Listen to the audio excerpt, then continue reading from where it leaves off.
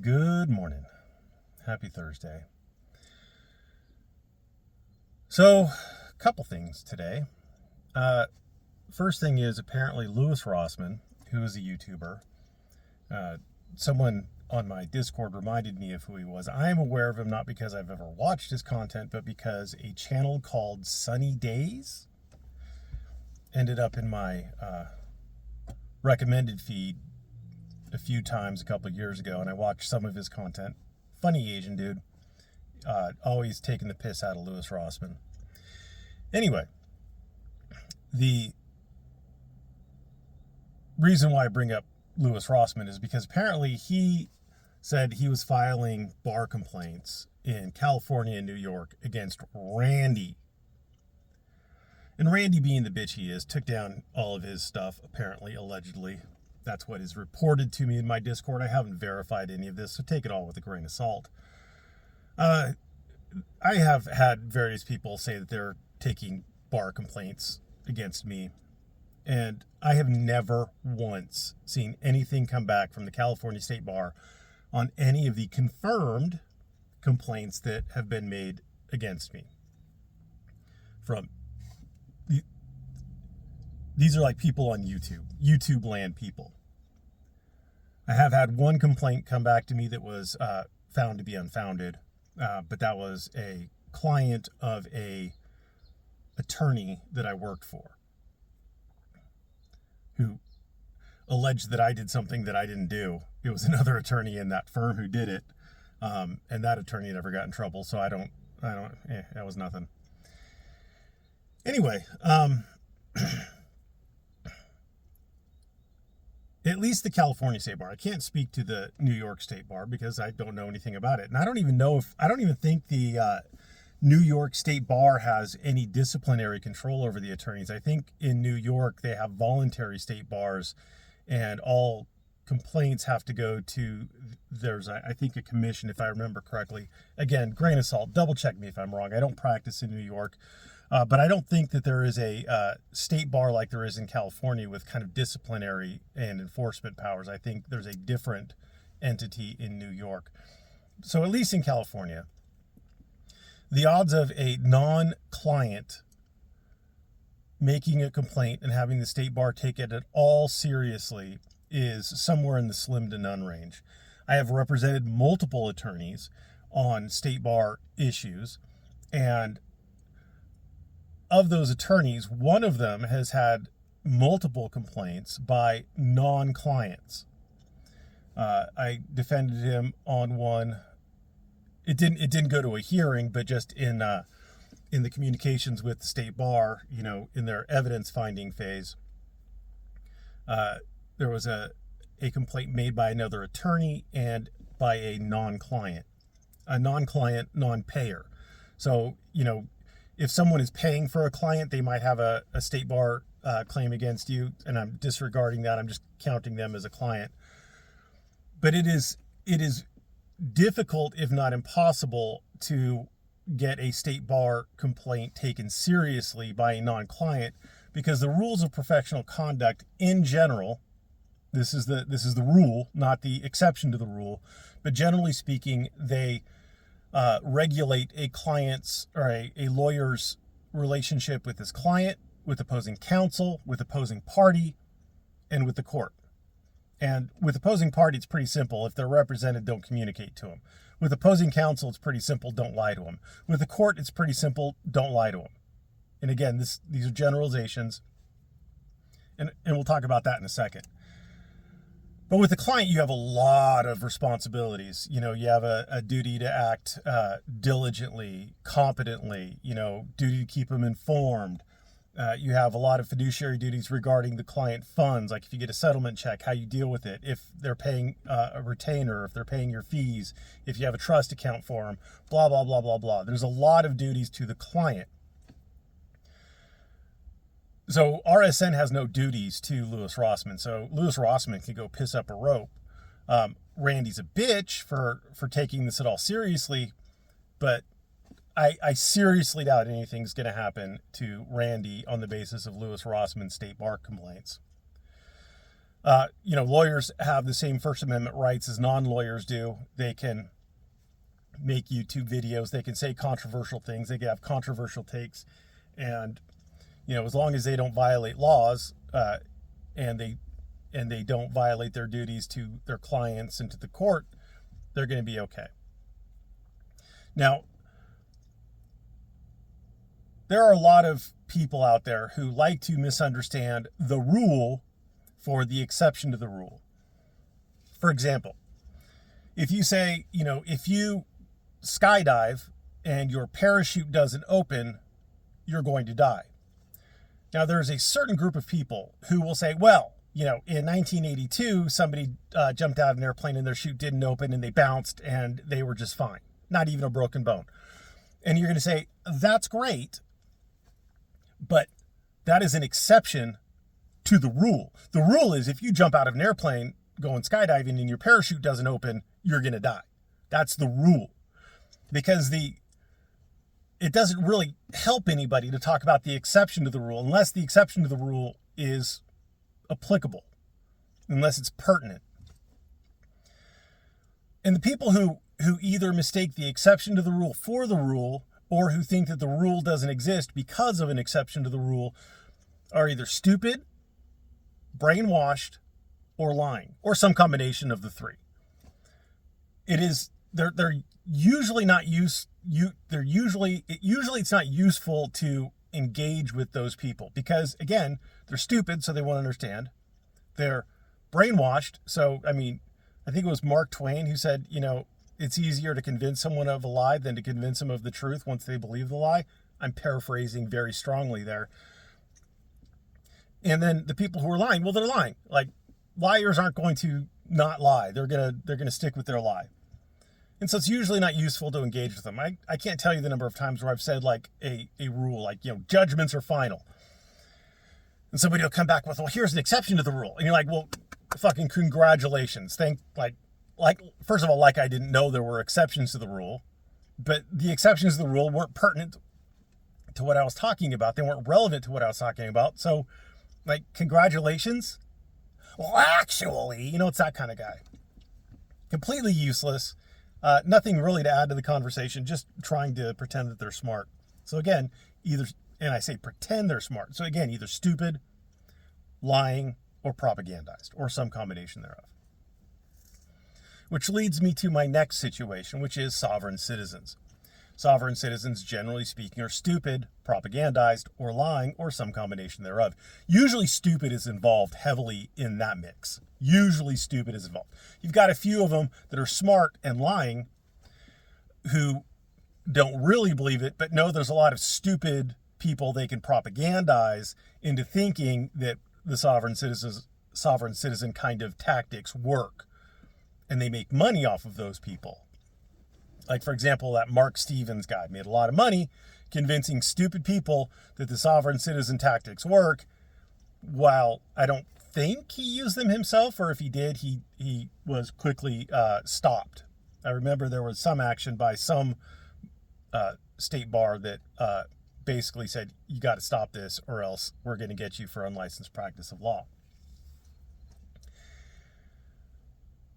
So in the last video that I made about sovereign citizens, there was a gentleman who stated,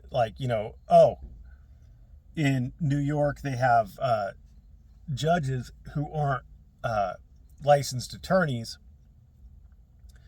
who don't know the law. So what you do, here's how you defeat them. You get a stenographer, a court reporter, but he called it a stenographer. Maybe in New York they call them stenographers, to go to all the hearings. And you get your record together, and then you appeal it, and then a real judge with a real law degree and yada yada will review it, and then you win, right?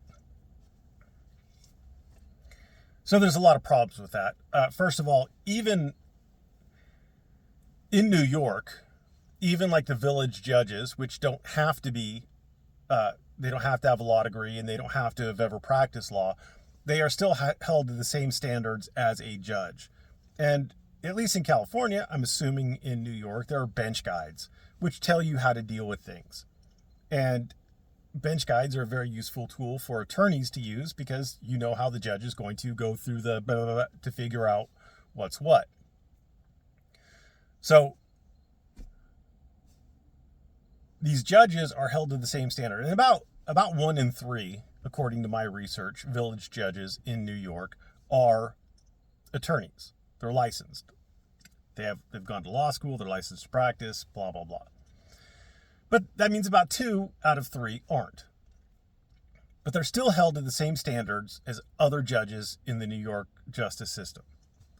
And so he says, you know, he's done this. He's gotten the stenographer. He's taken it up on appeal and he's won. I'm like, sweet. He's like, yeah, and I have proof too. I'm like, sweet, send it to me. So he emails me all this stuff. What he emailed me was a ChatGPT generated motion. And it absolutely was ChatGPT or some other AI, because down at the bottom it was like, hey, you know, do you want me to give you some punchy talking points for your oral arguments? A condensed version?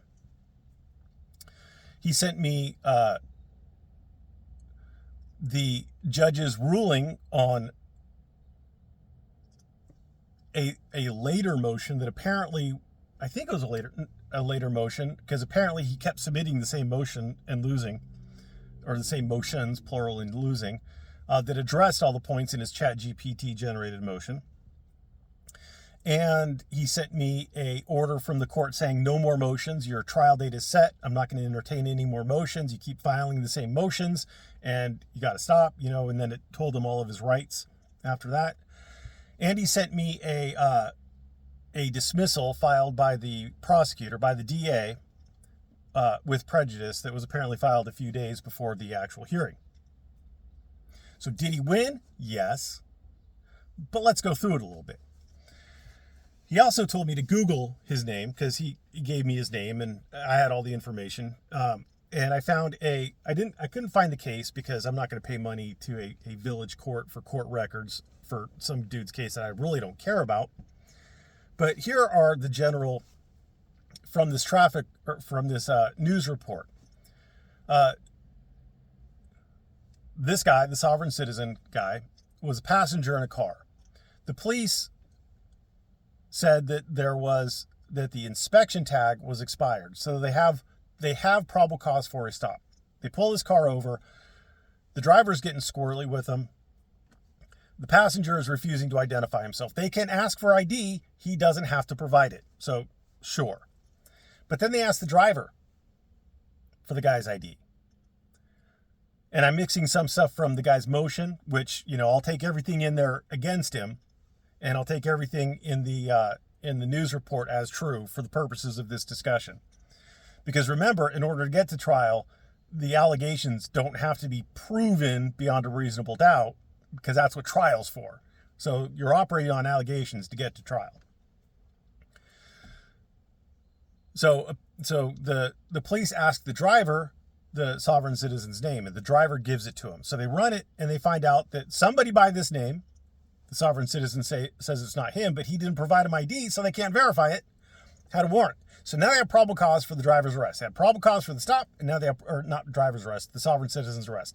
Now they have probable cause for the sovereign citizen's arrest.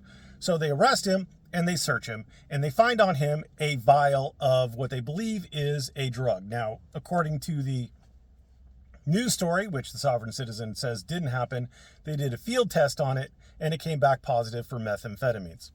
I'm shocked! Now they have probable cause to search the vehicle. They search the vehicle for drugs. And they search the vehicle for drugs, and they find 2 bags of drugs. Shocking, I know. Shocking!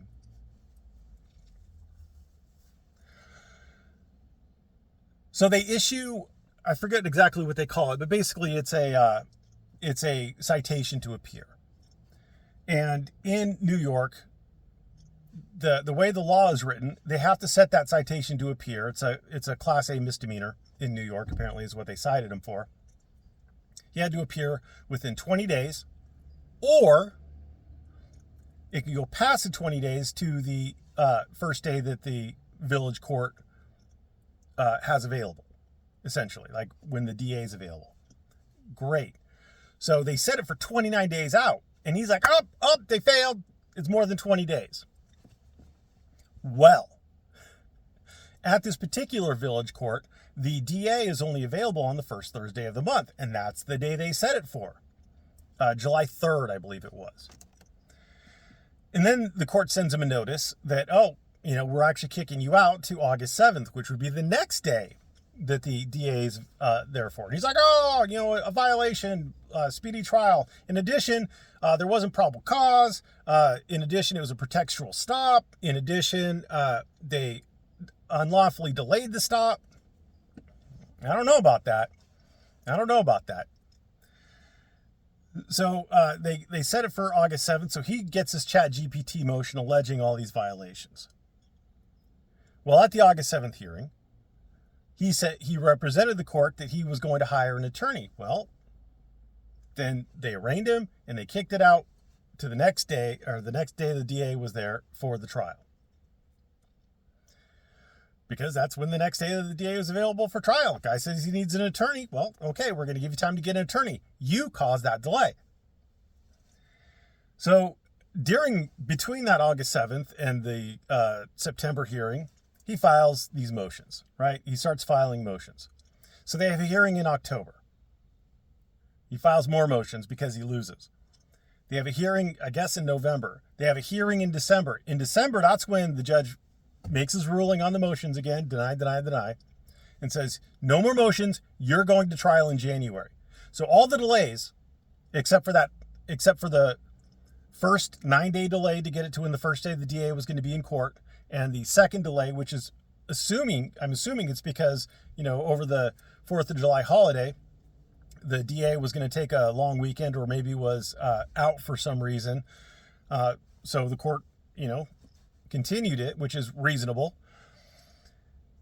All the other delays were this guy's fault.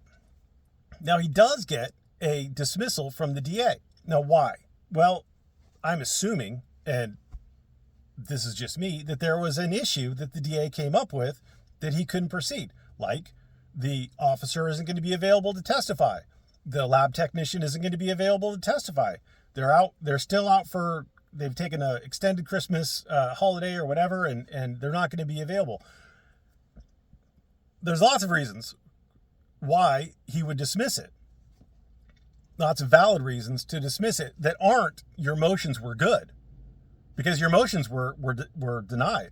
Your motions to dismiss were denied. And I'm like, you've essentially shown nothing. Like, you created some ChatGPT. Oh, and in one of his emails, he's like, hey, I could read the law and I could understand law. Well, can you? But his ChatGPT motion was just pure crap. It didn't address the facts of the case. It did not address the facts. So the law is great, but you have to apply the facts to the law, or the law to the facts, whichever way you want to say it. And it completely didn't do that. The only cases that it cited were Supreme Court cases. Sovereign citizens love citing Supreme Court cases. You look at any practice guide, at least for California, and citations to Supreme Court cases are very rare in there. What do California practice guides cite to? California cases. Why? Because you're practicing in California. If you're in a state court in California, you're practicing California law. You're practicing the California court's interpretation of the law. Now, they can't be in conflict with the Supreme Court, but they can refine it down because Supreme Court decisions, generally speaking, are very broad.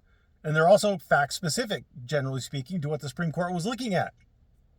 So you have to look at California interpretations of them if you're practicing in California. In New York, I'm going to guess you have to look at New York interpretations of the law, of how the Supreme Court case law applies to New York state law, and how the New York state courts interpret that. I mean, it was pure crap. It was just pure crap. The judge's order denying the motion to dismiss, at least the last one, was completely reasonable, well written, no issue with it. And I explained this to the guy. I'm like, look, if all the allegations, he's like, oh well, the news story was just taken from the police report. Right. And the police report is what you're essentially being charged with, because in New York, apparently the police are the ones who file the charges. So it's the police report that you're essentially being charged on. And the court has to assume those allegations as essentially being true when it's looking at these motions. And the court has to look at the court record when it's ruling on these motions. And the police had probable cause every step of the way. The police had probable cause every step of the way. So his assertion that he said that I didn't know how the vial got there, meaningless. That's something that you present at trial. His assertion that the police didn't do a field test, well, that's something that you're going to raise at trial. It doesn't appear that they have probable cause hearings at these village courts or preliminary exams or whatever you want to call them. But it's still an evidentiary issue that you raise at court. Whether or not the police unlawfully lengthened the stop beyond what they needed to do all these things, that's, again, an evidentiary issue that you're going to raise at trial since there's no probable cause hearing. And he didn't file a motion to suppress that I could see. I mean, he kind of alleged it in the motion, but he didn't actually specifically go through what evidence should be suppressed and why. So I can't really speak to whether or not there is anything in there, but he basically said he wanted everything suppressed from the stop entirely, but there's probable cause for the stop. There's probable cause once they get his name and run it that he's got a warrant. So they can make an arrest. So they can search him. Search incident to a lawful arrest. Then they find the vial. They have probable cause to believe that particular vial has drugs in it. That's why they ran it. They did a field test, allegedly, according to the police report, allegedly. And it came back positive for meth. And then they find 2 more bags of meth. Like, probable cause every step of the way. Like, so I explained to him that he's shown nothing of what he said. There's no stenographer rolling back to the beginning. There's no appellate decision saying that the trial court did anything wrong. All he got was a dismissal. Got lucky, got a dismissal. Probably because the prosecutor didn't have witnesses available. Great. Oh, there was an appeal. Really? So I'm supposed to believe that you got the dismissal in early January, and like the first week of January, and by February 20, when did he say the claim? Like probably like the 23rd or 24th? You already got an appellate decision? I don't think so, homie.